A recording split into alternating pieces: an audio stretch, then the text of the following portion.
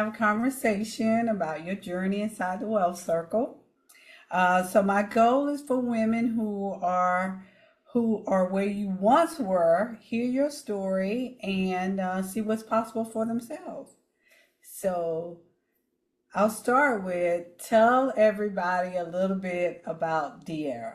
About your career, about how you ended up in the wealth circle. Just tell everybody a little bit about you. Okay, so my name is Diarra. I'm number 9 of 13 kids from New Orleans.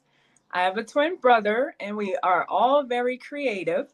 Comes from my mom. She's a poet, visual artist, drama teacher, and my dad is a handyman, but we seem to all take after my mom. So all my life, I've been around the creative arts. Now, how did I end up in the military? The recession. In grad school, when the 2008 recession was going on. And at first they were saying that my teachers were saying that the recession was not affecting the movie industry. But when it came down to me graduating in 2009, Fox said, I can't pay you to intern, but you can still come intern for free. So I was like, well, if I'm going to struggle, I'm going home. And plus, when I seen my family for my graduation, I was like, oh, I didn't know I was homesick. And I went home, and it was even worse in New Orleans. Even they were only hiring veterans, and I was like, oh my goodness. But the good thing is, I was looking at the FBI because I want to do something in law enforcement, but I don't actually want to be a cop. It's kind of weird. I like to see people who are wronged. I like to see that they get justice. So I was just like, am I a judge? Or should be a judge or a lawyer? I don't know. But the military had intel and special ops, and I like all that stuff. And in grad school, I was a screenwriting major, so I'm like, I'm always trying to turn something into a story. But Yeah. the way the military works, they put you where they need you. And they saw that that I had finance background because I was a graduate assistant in financial aid when I was at Loyola. And that's where they put me. So that's how I ended up in finance. And I did finance. I worked in finance in the military and at the VA hospital. And I was around a lot of people and around a lot of money, but I never connected the two of how these people can help me. Like I would hear people talk about investing. I would hear them talk about the TSP and how you should be contributing. So I was doing that, but when it came to investing in real estate, all they would say is, "Oh, that's a whole different ball game." And I'm like, somebody knows how to do it because there's a lot of people who got rich off real estate. Mitt Romney, Donald Trump, just to name a few. So I was like, somebody has this information, but I'm looking at all this money that comes through the federal government. And I'm just like, how can I find my place in there? Because I know that I can some kind of way. And I just couldn't get that information, even though I was all around money. So to Wow, me, that is so interesting to be all around money. That's a very interesting way to put that, and that's your creativity coming out. yeah, I'm all around money, but I don't have any of that money. And how do you get that money? That's a really interesting way to put that. And so I know for you and I, we met when you were in the military.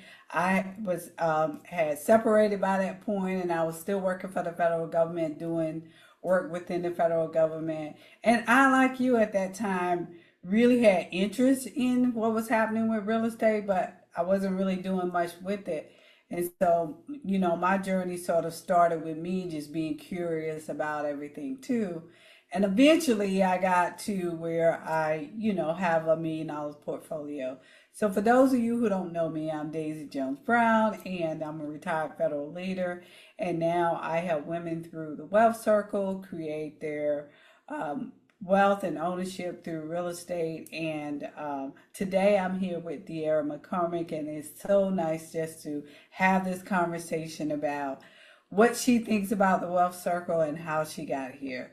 So, dear, let's go a little deeper. So, like before you joined the wealth circle, I know that you attended a real estate brunch that I was having down in Biloxi. What was like your biggest challenge when it came to building wealth with real estate, or where are you in that process?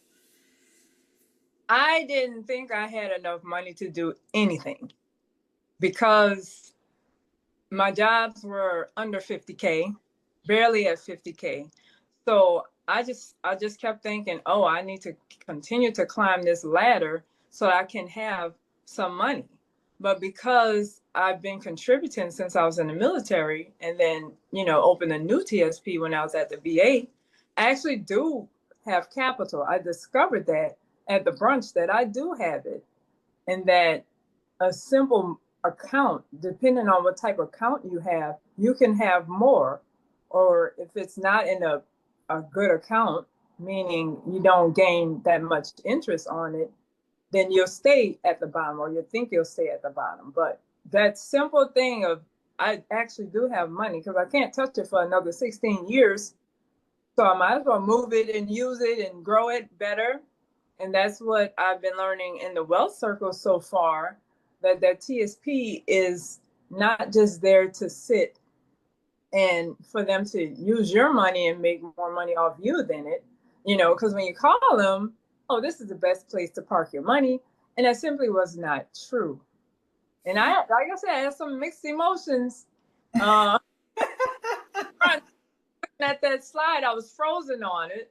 And Teresa, she saw me and I was just like, I'm perturbed right now. Yeah. I've been lied to. But I'm glad I know. Oh, I would just say maybe just didn't have all the complete information. I think we've all been there. And like you said, you can leverage that. You can even leverage it when you're still active because, it's just a matter of paying yourself back if you're still active in some sort of way before separation or retirement in the military. But so that made you feel some type of way, right? Just to know, but also it probably made you feel like, well, okay, now I can really do something different. Now I can really move past my frustrations and do something a little bit different. Tell me more about that. Like, what came next after that initial frustration? Well, I didn't stay in that state a very long time because I learned not to stay in victim mode. But I just became curious. I became to think what's possible, what else. I was exposed to everything that I can invest in. I did not know. My family is accustomed to single family homes, so I didn't even know about hotels. I didn't know about apartments and all these other things that you can invest in when it comes to real estate. Like I said, every time I ask somebody about it, oh, that's a whole different ball game. And I could see the problems that my family was having with single family homes and dealing with tenants and people. And I was just like, oh, well, if that's the only type of real estate investing I can do, I don't want to do it. My eyes were opened and I'm just like, wow, I do. I can invest in all these things. I do actually have some capital. I can use that in my TSP, So I was just like, oh, a lot is possible. And like I said, my family's always already into investing. And my brother came to me with investing in apartments and but doing it as a family. And that's why we formed McCormick Estate Capital like a month or 2 months after the brunch. I'm like, I was just at the brunch in March watching Daisy do her webinar live. And now here I'm doing webinars. I'm not that great at it yet, but because I still have some kinks to iron out. But I was like, that was really fast. Normally it'll take about a month, not a month, a year or 6 months to a year. That was like 2 months though. And going to the brunch and being in a wealth circle has given me the confidence that I can do this. And when my brother came to me with it, it was an immediate yes. Instead of, okay, let me think it over for about a month, you know, analysis paralysis sets in. I'm just like, okay, if I do this, then I do this. Would this happen? Would this happen? Do I understand this? I'm so analytical at times. But I guess because, crunching numbers all day, well, not my numbers, but crunching numbers all day, I can't help but to analyze everything. And stories are even worse. I'm longer with that too. But it was an immediate yes. And he was kind of surprised, not all the way, because I told him I was going, to Mississippi for some investing stuff, but it was a quick yes for me.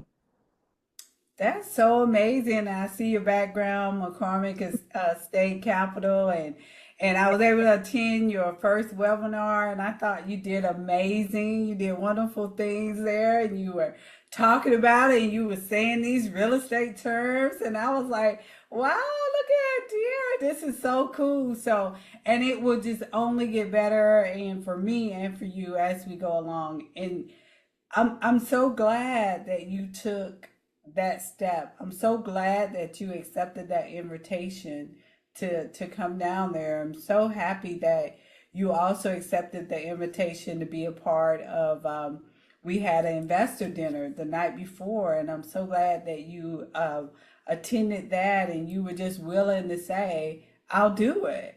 Even uncomfortable or afraid or whatever might be happening, you're like, yeah, count me in, I'll do it. So I'm really happy that you did that and how you're doing. You're doing really good stuff. And so the next question really is, and I guess you already kind of answered it in a lot of ways. Like, what's your biggest breakthrough or aha moment so far? The aha moment, I don't want to keep saying the same answer, but it really is, I actually do have capital. I just got to put that plug out there. New Orleans, I can't make a lot of money here. I can, but I'm not able to access those jobs. I'm not able to access that income that I know that I deserve.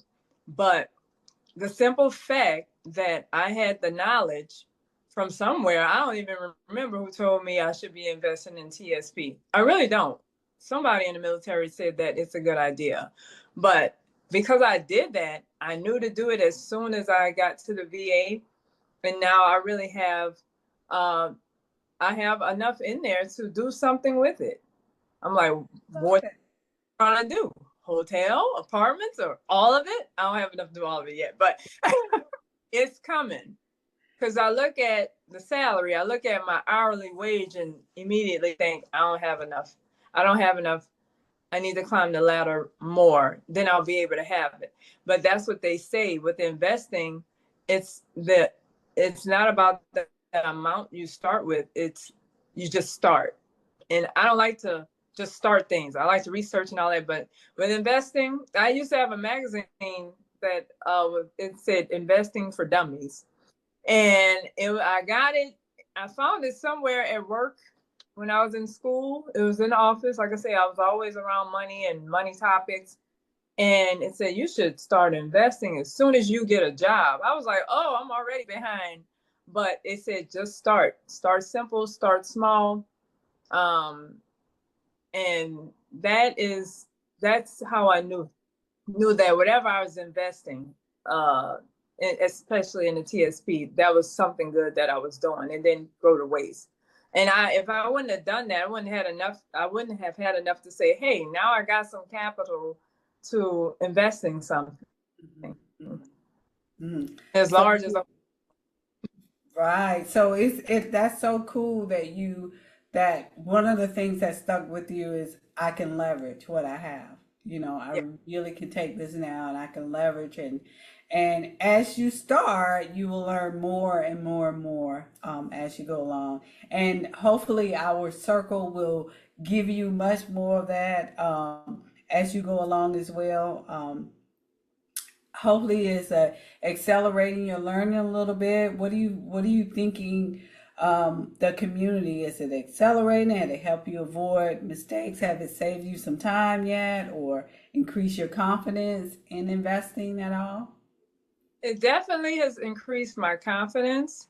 I love the guidance that we get.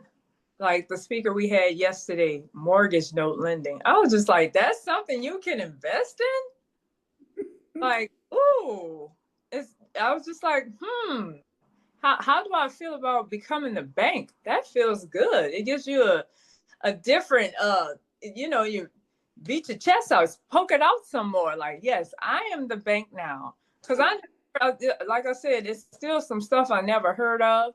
And that just opened my eyes to, like, I don't have to deal with people. I don't have to deal with, now I like people. I don't want to sound like it's coming out wrong, but I don't have to deal with all that stuff. I just deal with the paperwork. Sometimes dealing with paperwork is easier. But the more I stay in the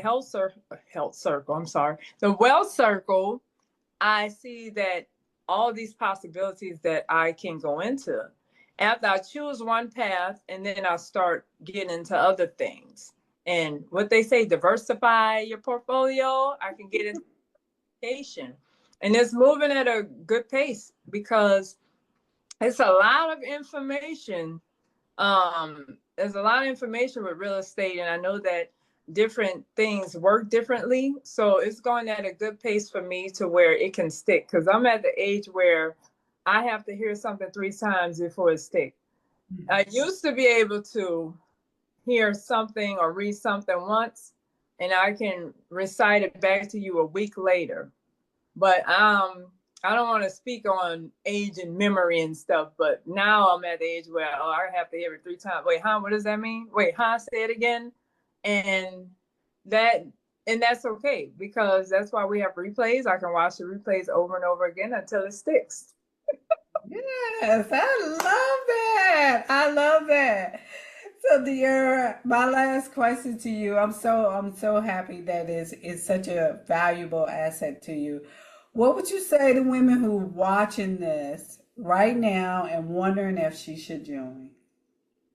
Get rid of the fear, because get rid of the fear of, if it's just for me, breaking away from the 9 to 5, because they say, oh, you have to do it. And nothing's wrong with a 9 to 5 as long as you love it. But I can't, honestly, I didn't like any of the 9 to 5s I had. I was trying to think if I ever liked one, it was probably Pizza Hut, but that's because I liked the people there and we got to eat, pizza when I was at work. But I didn't like any of the 9 to 5 because I'm a creative person, and when I'm out of my element, I get fidgety and agitated. So if there's a fear about stepping out of your comfort zone to learn more about real estate investing, get rid of that, because everything opens up when you're just open to it. And don't worry about what other people might say. Oh, that's a waste of time. That's a waste of money. What happened to so and so. You know what happened to you last year when you tried to do something like that. Because I've joined a lot of things that just weren't good. And it wasn't me. It was like my whole family. People approach my family because we have a large family. All those like Ponzi schemes and stuff like that. So it's our trust was broken a lot. But once you just let go of the fear, that and know that you can do it and that it is possible, everything just opens up. Everything just start falling into place.